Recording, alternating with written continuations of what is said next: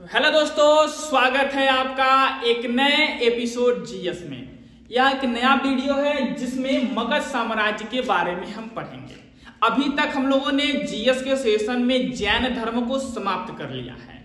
जैन धर्म के बाद से हमारा जो सेशन आता है वो होता है मगध साम्राज्य। मगध साम्राज्य में हर्यक वंश, शिशुनाग वंश, नंद वंश जितना भी है, ये सारे वंशों के बारे में हम लोगों को अध्ययन करना है। तो चलिए हम लोग स्टार्ट करते हैं। मगध साम्राज्य का उदय कैसे हुआ है? तो मगध साम्राज्य का उदय कैसे हुआ है? कहता है कि जब 16 महाजनपदों में मगध, कौशल, वत्स, अवंती यह 4 राज्य बहुत ही शक्तिशाली थे। मगध, कौशल, वत्स, अवंती सर्वाधिक शक्तिशाली थे। उसके बाद से धीरे धीरे मगध ने क्या किया, अन्य 3 राज्यों को उसने क्या किया, पराजित करके मगध साम्राज्य में मिला दिया। जब वह 3 राज्यों को जीत लिया तब रामायण काल में इसको वासुमती शब्द से संबोधित किया गया, यानी इसका जब नाम आता था तो इसको वासुमती के नाम से जाना जाता था। फिर मगध की साम्राज्य में एक नए वंश की उत्पत्ति हुई जिसका नाम था हर्यक वंश। क्या नाम था? हर्यक वंश। हर्यक वंश का संस्थापक था बिंबिसार। कौन था? बिंबिसार।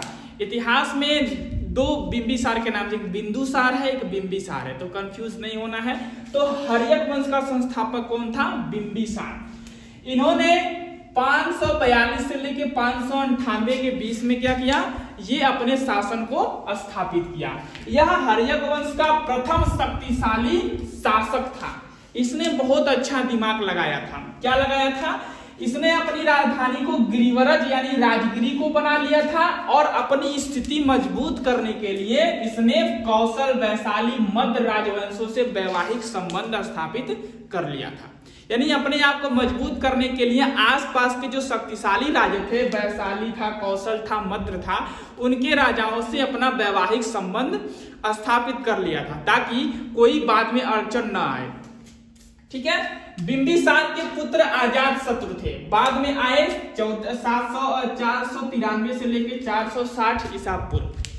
बिंबिसार अपना क्या कर रहा था, मगध साम्राज्य यानी हर्यक वंश का नाम अभी फैला ही रहा था, तब तक एक विपदा आई उसके पुत्र के रूप में जिसका नाम था अजातशत्रु। अजातशत्रु जब आया तो इसने क्या किया, बिंबिसार की हत्या कर दी, जो नहीं होना चाहिए था।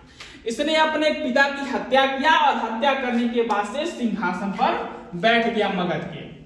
इसने क्या किया, लिच्छवी गणराज्य की राजधानी को वैशाली लिच्छवी राजवंश जो महावीर जैन की औरत जहां की थी वहां की वैशाली को क्या किया, जीतकर मगध में मिला लिया। वैशाली इसका क्या था, इसके पिता ने वैवाहिक संबंध उससे जोड़े थे, लेकिन अजातशत्रु ने क्या किया, उस पे आक्रमण करके उसको जीत लिया और मगध में उसको मिला दिया।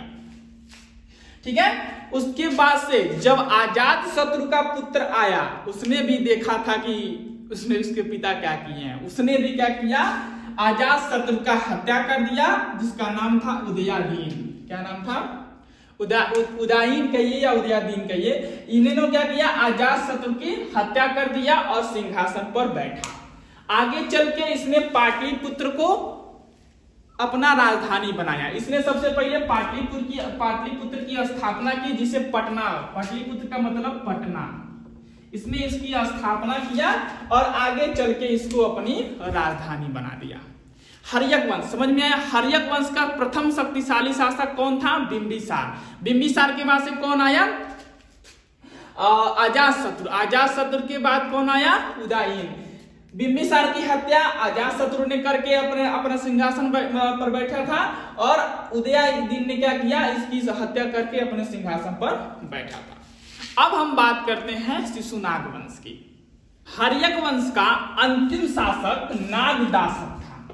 कौन था? नागदासक, जिसका सेनापति शिशुनाग था। सेनापति बहुत खतरनाक होते हैं, वो राजा का हर चीज जानते हैं कि राजा क्या करने वाला है, कहाँ आक्रमण करने वाली है, क्या उसकी परियोजना है। तो सेनापति से बहुत ही सतर्क रहना चाहिए। सेनापति अगर चाह देगा तो आपकी जो पनौती कहा जाता है एकदम शुरू हो जाएगी, समझ लीजिए। ठीक है। तो चलिए, हर्यक वंश के अंतिम शासक नागदासक की हत्या किसने की? सेनापति शिशुनाग ने। जो उसका क्या था? सेनापति।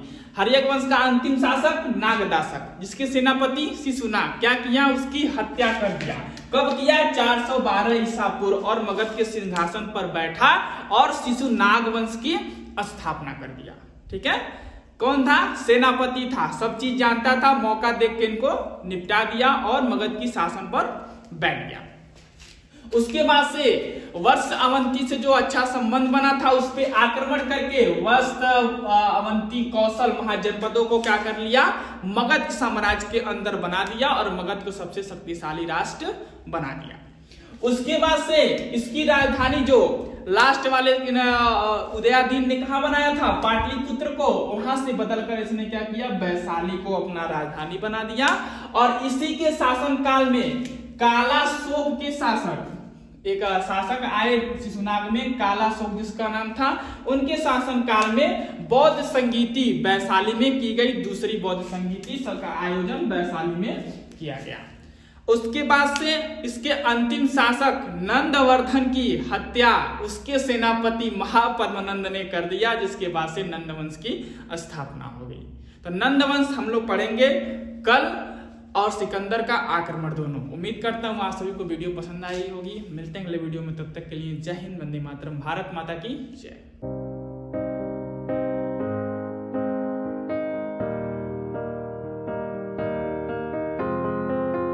I will run, I will